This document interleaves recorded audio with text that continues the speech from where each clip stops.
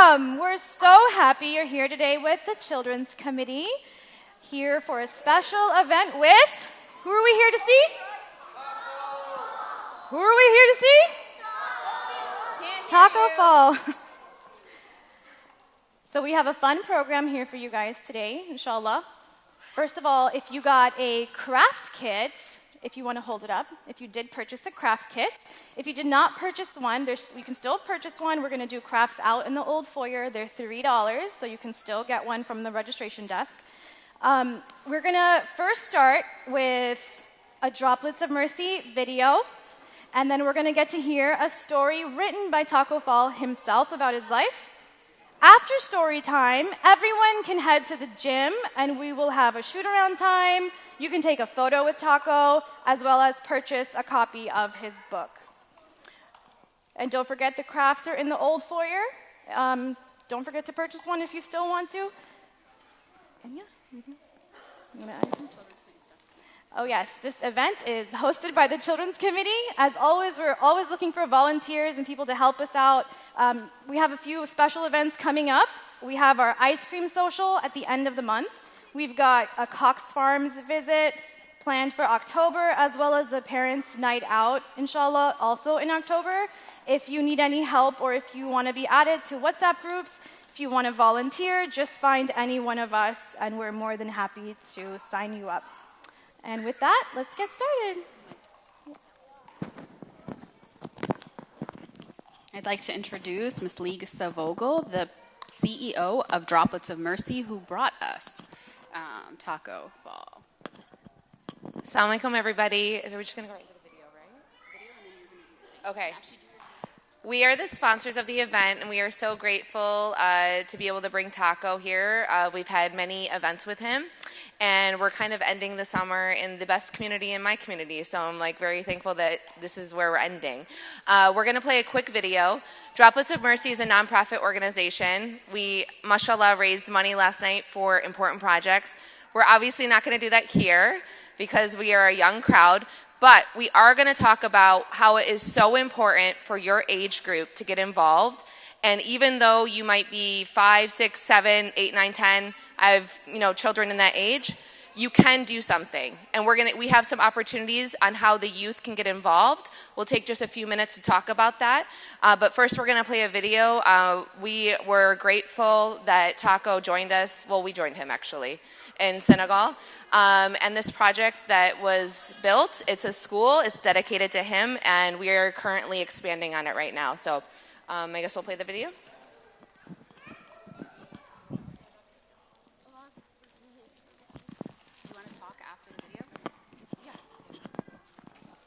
Can we play the video, guys? AV in the back. Lisa, start your How do talking and then... You got it? Okay. Do you want to do your thing?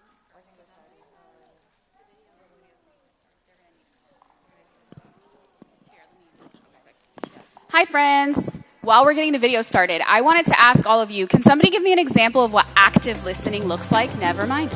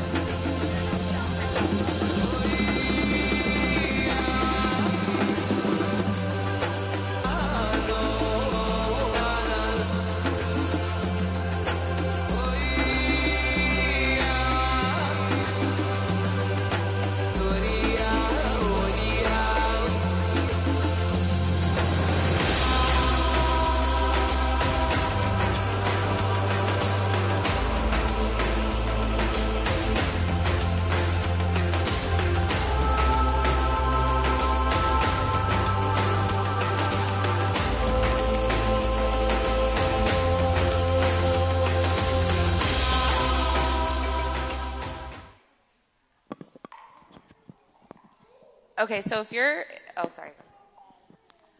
we're going to talk a little bit about privileges in this room and how much we have to be grateful for.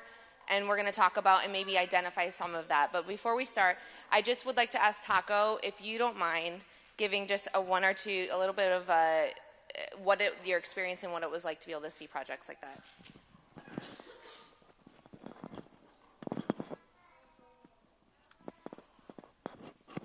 Assalamu alaikum, everyone. So as Lisa mentioned, took a trip to Senegal with droplets, and the work that we did there for me was just very fulfilling.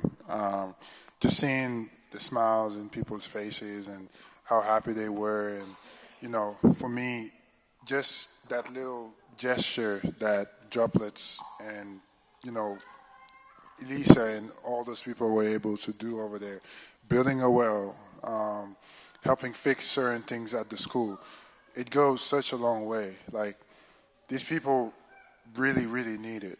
A lot of them work, a lot of miles just to get fresh water. Kids go to school, it rains, they don't have proper roof, their equipment gets wet.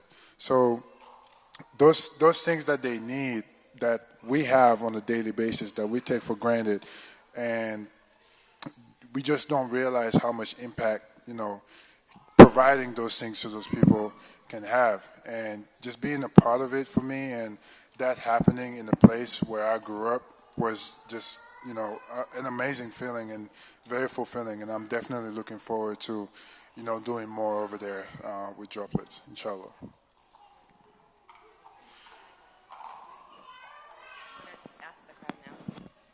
Okay, we're going to get everybody involved here for just a minute. I want 10 volunteers at least to raise your hand and give us one example, each child that raises their hand, on something that you are grateful for. Who wants to start?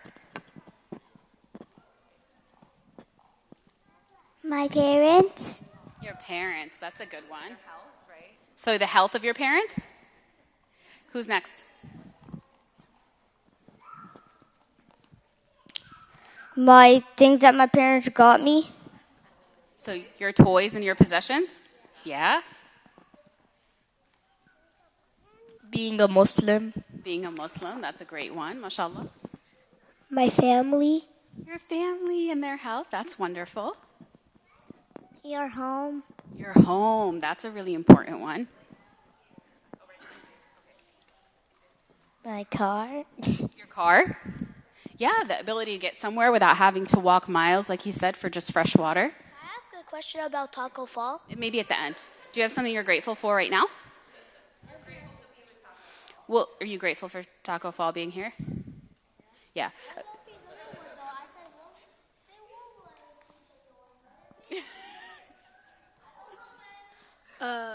Money.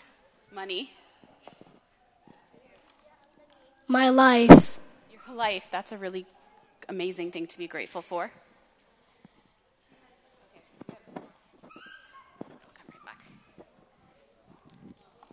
The Quran. That's a great one, mashallah. The food we get. That's such an important one, too, the food we get. And one more. The things that Allah gave me. Yes, all the wonderful things Allah gave you. Okay, so to recap, we have someone was grateful for a car, health, right? Toys, possessions, home, food, water. These are things that so many countries, children this age don't have. I personally have been blessed to travel to probably more than 30 countries. I've lost count. And I've seen with my own eyes children in these ages having to walk miles with no shoes, with ripped shirts, just to get clean water. Just to get water that is not clean, and oftentimes then creates diseases and sometimes fatalities. We have things at our fingertips that we often don't even think about until it's taken away in Ramadan. And often we don't think about it until then, right? Because that's the purpose of fasting, it's one of the purposes of fasting, to remind ourselves of how much we actually have. So, as you're in the youth in this group, to think about what you can do. You can create campaigns For just $1,000, you can go to 10 different people and ask for $100. You can create water wells that will give clean water to an entire community. There's so much that you can do at this age. So now I'm going to do one more thing. I'm going to have you raise your hand, and I want you to tell us what you want to do to change the world. What is your goal to change the world? And then we're going to move it over to Tacko.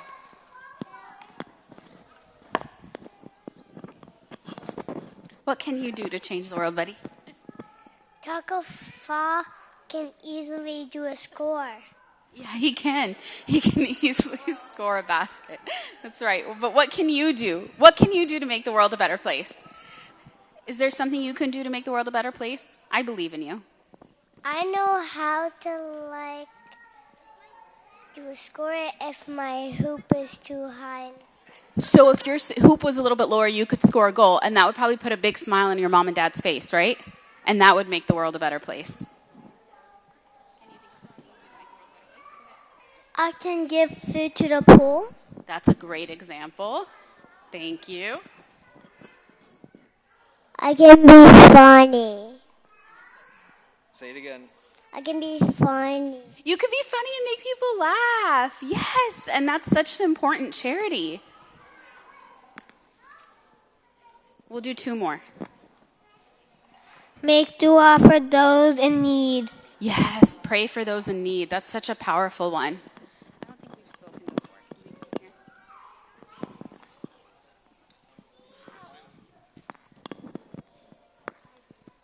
Helping people in Palestine. You can help people in Palestine. That's such an important one, too. These are all good examples of how we can help others.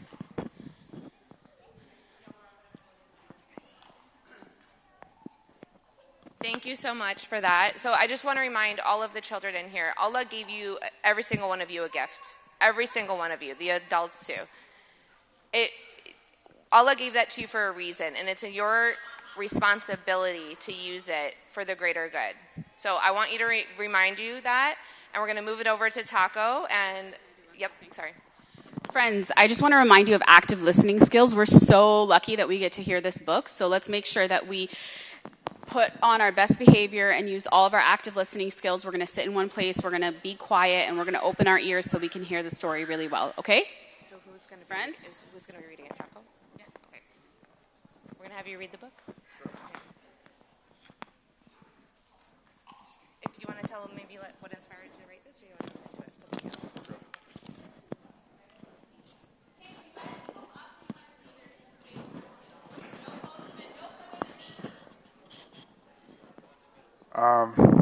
So this is my children's book, Tacko Fall to New Heights. For me personally, I just wanted to share my story, and the main goal was to just use it to, be an inspiration to people and give people just a little bit of motivation. And for me, what better way to start it than with kids?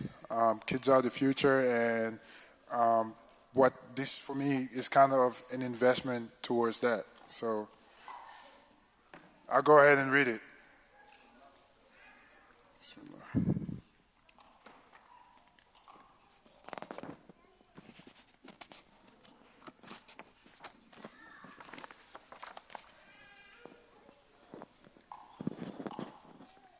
My name is Tacko Fall. I am 7 feet 6 inches tall. Everyone notices me because I'm one of the tallest people in the world. But I have always wanted to be known for more than just my height.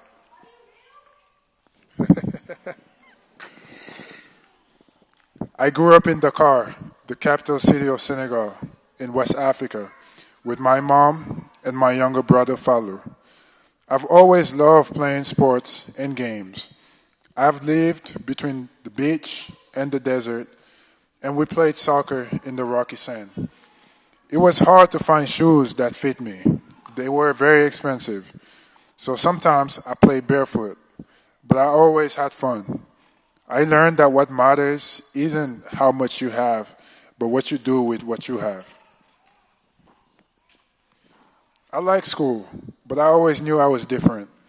Although I had many friends, some of my classmates teased me and called me names because I was tall. When my classmates' words made me sad, I remembered what my mom told me, that my ancestors were leaders and kings, and that, like them, I should have courage. Her words reminded me that there could be bigger things in my future, that I shouldn't be concerned about small things like teasing and name calling. There were more important goals to accomplish. My first real memory of basketball was when we leave at my grandma's house. We only had one TV in the house, and I liked to watch cartoons in the late afternoon. I remember one day, my grandma turned off my show so she could watch a basketball game. I was upset at first, but then we watched the game together. Then when I was 12, I saw a clip of the famous Dwight Howard Superman dunk. I had never seen someone jump so high. I had no words. I thought Dwight Howard was a superhero. That was when I became interested in basketball and the NBA. When one of my friends got a basketball, we started going to the outdoor court, not too far from the school, just to play around. It was on that court where my basketball journey really started.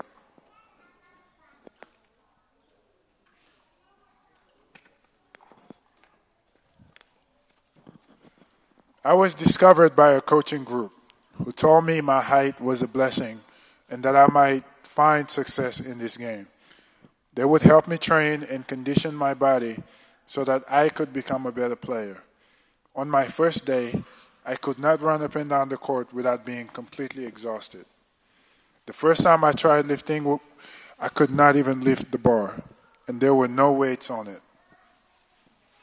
There were so many rules about the game of basketball that I did not understand.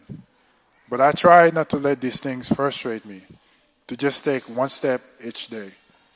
The more I practiced, the more I improved. One day, my coach told me I had an opportunity to go to high school in America. In that moment, I began to dream about one day playing in the NBA. The day I left home, I was excited. For a long time, I had wondered what it would be like to get on a plane and go to America and see the tall buildings. I wanted to see what all the hype was about. But that excitement turned to sadness as I was leaving the airport in Senegal when I realized that I probably wouldn't see my little brother and my mom for a very long time. But then I remembered what I had learned about having courage. I would need it. It would be 7 years before I would see my family again. I was 16 years old when I came to America. I did not speak much English, but I knew the basics from school and often tried to engage in conversations with people. TV and music helped a lot. After 1 month of practice, I was able to converse with my new friends and classmates. After 6 months, I was fluent. As my English improved, so did my skills on the basketball court. My hard work led to a scholarship. I was going to play basketball at the University of Central Florida. Once I got to college, I practiced every day and continued to learn new skills and grow. It was a big campus, so I got around by bike. It was much too small, but it got me where I needed to go. The more we won, the more people began to notice me. I had become a very strong basketball player. In my senior year, the team reached the second round of the NCAA tournament for the first time. Together we had reached new heights. After the season, my focus became trying to make the NBA. Even though I had improved a lot, I went undrafted. After the draft, the Celtics were the first team to reach out. I could tell right away that they were willing to help me grow both on and off the court. I promised that I would practice hard, that I would have courage, that I wouldn't let anything distract me.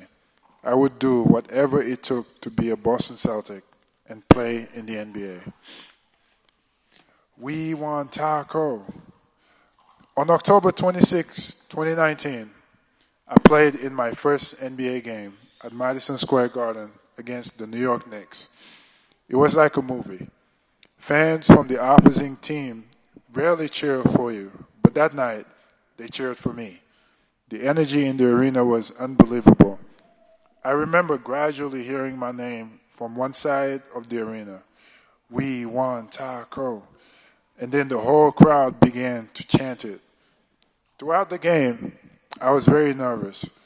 I was dressed in my jersey, but I didn't know if I was going to play.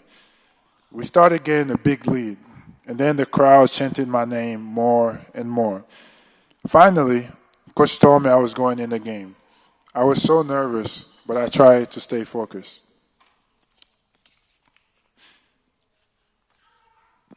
After running up and down the court, I started to feel comfortable. They passed me the ball twice. I missed my first 2 shots.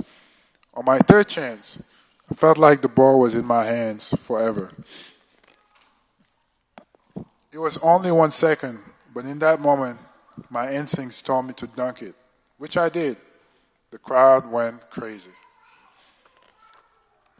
After I scored, I felt so happy that I was living my dream, and the fans appreciated me.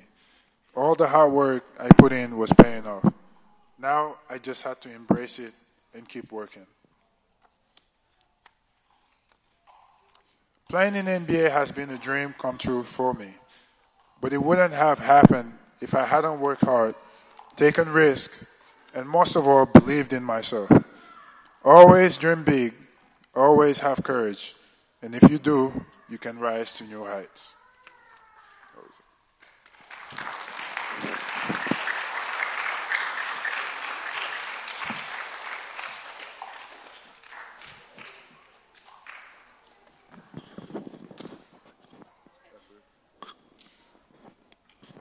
Thank you so much. Jazakallah khair. Can everybody give another round of applause?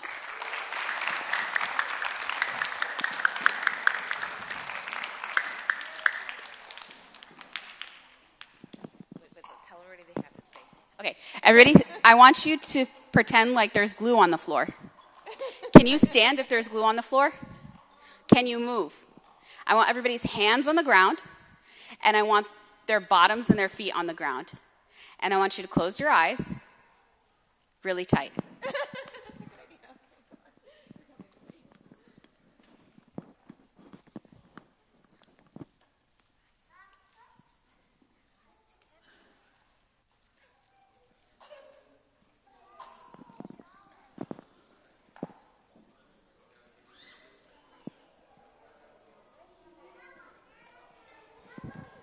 Okay, amazing job. Everybody can open your eyes. Thank you. I've never been such a disappointment. Mr. Fall needed to go to the gym, and we're all going to respect his personal bubble and his personal space. He has been so gracious to say that he's willing to play. I think he's willing to sign some books for us and take some pictures with all of you. So, and maybe, if we're on our best behavior, he might shoot some hoops. What do you guys think about that? So we glued ourselves to the floor so we could show him our best behavior. So we're all going to respect his personal space. And you guys have 2 options. We have the crafts going on in the foyer and photos and book signings in the gym. So if the gym looks overwhelming, parents, you guys can go do some crafts for a little bit and then find your way to the gym. He'll be there for a minute. So very nice.